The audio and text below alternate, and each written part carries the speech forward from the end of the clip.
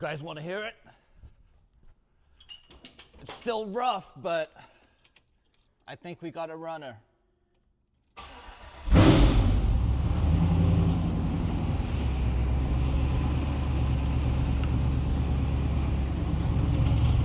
Down picking up the LQ9 at West Coast Engine here in Oxnard. Dropped it off a couple weeks ago for some basic work on it. So let's go in and see what they did. We're down here with Joe. Joe just hooked up the block and it was a little worse than I thought. So what did you do to it, Joe? I bored the block over, 20 over. I honed it and decked the block and assembled it. Assembled the short block. Now, so I've been using Scotch-Brite on the block to try and clean it up, and apparently that's a no-go. That's a no-go, correct. You know, Pay attention to Joe. He knows his stuff. When you really use that, whatever he's using, it's high and low. So yeah, the deck was off. So like 500 grit on a piece of block? You know, I would probably use a square scraper or a wire brush to clean that up. So could I use a wire wheel You sure can. or a wire cup on an angle grinder? A wire wheel would be great. That's what I should have done. Yes. That's what I should have done. Because Yes. I thought that might be too aggressive. No, that's better than the Scotch-Brite. Scotch-Brite just leaves little waves. Highs and lows are correct. Okay. Correct. So these are my poured and polished 243 heads that were on there, and now that I know what I'm looking at, I can already see some highs the and highs lows. and lows, and you can see a little bit of the indentation of the old gasket there. So we definitely want to put it on the mill and just take the highs off of there and put them true again where they're supposed to be. Hell yeah. You know. Okay. All right. Add it to the bill, brother. Yes, sir. So my Bridgeport wouldn't be able to do this, right? I've seen them do them with the Bridgeport, you know what I'm saying? But they gotta have that special cutter, you know what I'm saying? Yeah. Bounding cutter, you know. Yeah, man, I'm learning some lessons here. I am not an engine builder. As you guys could tell. Not yet, at least. Not yet, at There least. you go. Not yet. Correct. Everything you can learn everything, but everything has to be learned.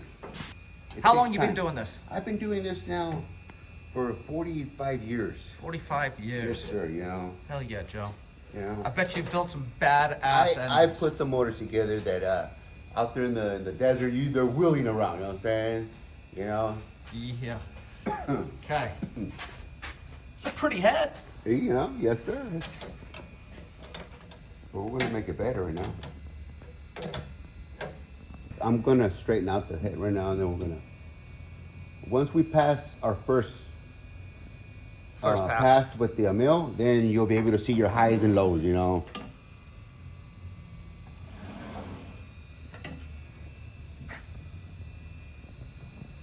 This is fascinating to me because, you know, they don't show stuff being made anymore. No, you're right. Everything's just replace it. Yeah, you know, unfortunately, that's the new world, you know? That's the new world. Well, I'm not down with it. And then you got a big ass fly cutter in here. Check this out. Mm-hmm. We take for granted the amazing machines around us that just function silently, doing their job without any fuss or failure. But the level of precision that these machines deliver is absolutely astounding. I read a book several years ago by Simon Winchester called The Perfectionists that tracked the key element that allowed growth in technology from the industrial age to semiconductor chips and now devices like the James Webb Space Telescope. It is all driven by precision. How precise can we make something? How precise can we reproduce something in mass quantities? From the gun barrels of the 1600s to the incredible technology that we're seeing in microprocessors, it's a result of that decimal point moving further and further to the left as tolerances and distances just absolutely become incredibly small. The fact that we have this stuff available to us for relatively cheap in mills and lathes is just fascinating to me. And the fact that we kind of take it for granted, we overlook it, we just assume that it's always been there, is just kind of shocking. Seeing a machine like this work, seeing the precision that it can deliver from just a tiny little cutter, really reminds me of just how remarkable the modern world is. Machinery is incredible. Building things and putting things together just feeds my soul, and I'm sure it's the same for you guys. Now here's a big boy. This is the 6.7 Cummins crank right there. Holy cow. Just to give you an idea. Look at that. That's a massive crank. So here it is. It took the imperfections with the thousands that I took off there, so it wasn't too bad. Yeah. But it wasn't true where it's supposed to be. So I'm gonna run another half a thousand through it, and then we're gonna clean this up thoroughly the way it's supposed to be. So we bored it out 20 over. 20 over, yes. What do we use to do that? This is the boring bar here. This is the boring bar. Board the cylinders out. This is something like that, but here's a finished product right here from being bored and decked. This was 20 over on the bore, and we deck about 3,000 to 4,000 on top of the deck. And you're saying with this one, you got some stuff, so you're gonna sleeve it? This one's got to be sleeved, yes, correct. This sleeve's a little pitted in there, so I'm gonna put a sleeve in there to make it right. And then after that, it goes to the hone? Correct. Machine it, deck it, and then bring it to the hone, and here's the honing process over here. This is the 616 hone, Sun 616, and this will give me a true from top to bottom cylinder. You know, stones here. I use an 820 to finish. They have different grit stones for the different purposes. This is so cool, dude. Yes.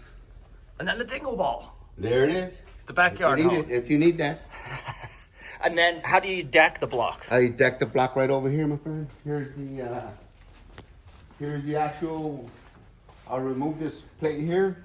I'll set a different bar right here.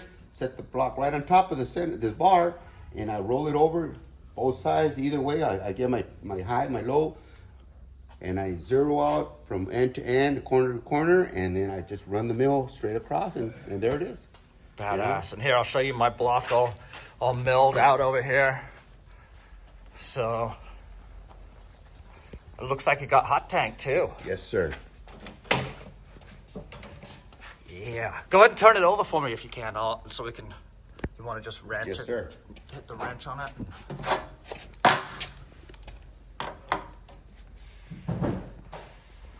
You hear that, you guys? That is called perfection.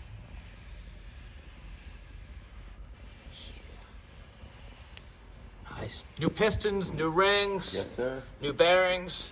Rod bearings? Rod bearings and main bearings. Yes, sir. Rod bearings and main bearings. Oh, I'm fired up now, man. I can't wait to put this together No, today. awesome, bud. Dude, Joe. Yes, sir. Awesome. Thank you, homie. Yes, sir. Back to tent. Going in the work truck.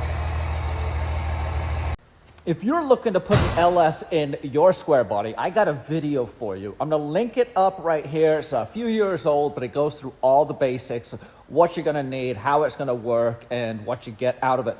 So click that link up there to see that video, and do me a solid, hit that subscribe button, drop me a comment, let me know what you're working on, what kind of truck you wanna put an LS in, and we'll see you next time. Peace.